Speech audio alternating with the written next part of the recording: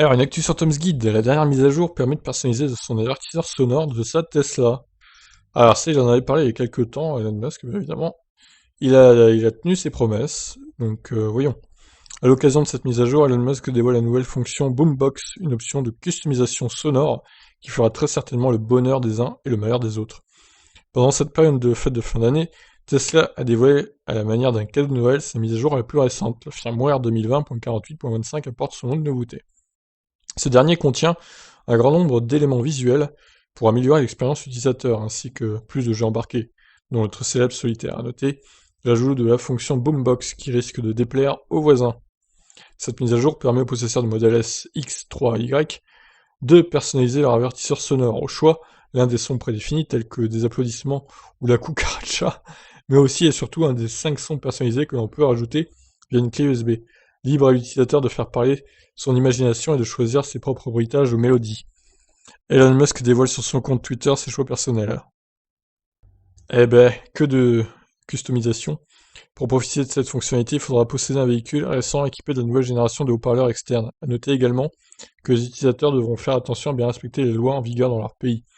Prudence donc avant de mettre le dernier titre à la mode ou un propos injurieux en guise de klaxon. Oh, je suis sûr qu'il y en a qui vont faire ça, quoi. La personnalisation du boombox permet également le choix du bruit émis par la voiture en mouvement. Depuis le 1er juillet 2020, tous les véhicules électriques à 4 roues doivent émettre un son à moins de 19 km/h ou en marche arrière. En 2021, cette mesure s'étendra à toutes les voitures électriques en circulation. Alors ça par contre, comment faire? Parce que la Ion, moi, j'ai rien sur la voiture qui permet de faire ça. Il faudra acheter un truc ou c'est quoi l'idée? C'est un peu nébuleux ça encore, hein. Parce que sur les vieilles Ion, il n'y a pas d'avertisseur sonore de piétons. Donc je vais être dans l'illégalité en gros.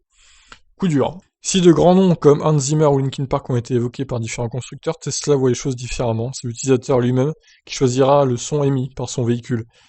Alors certains vont peut-être mettre un bruit de V8 du coup, ou un bruit du célèbre vaisseau de l'Empire dans Star Wars de TIE Fighter.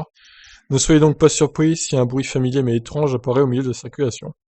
S'ajoute également l'amélioration du système de départ planifié qui permet de préchauffer l'habitacle et les batteries, même si la voiture n'est pas reliée au secteur. Le firmware 2020.48.25 est déjà disponible via la mise à jour à distance. Bah écoutez, c'est très bien ça. Alors je sens par contre qu'il y en a qui vont abuser de ça et qui vont mettre des sons pourris, des bruits de paix ou je ne sais quoi, ça c'est sûr. Voilà la bonne nouvelle du jour, vous pouvez personnaliser donc votre classement et le bruit en dessous des 20 km/h. Et vous alors, qu'est-ce que vous allez mettre sur votre Tesla? Je vous laisse répondre en commentaire. Ciao ciao.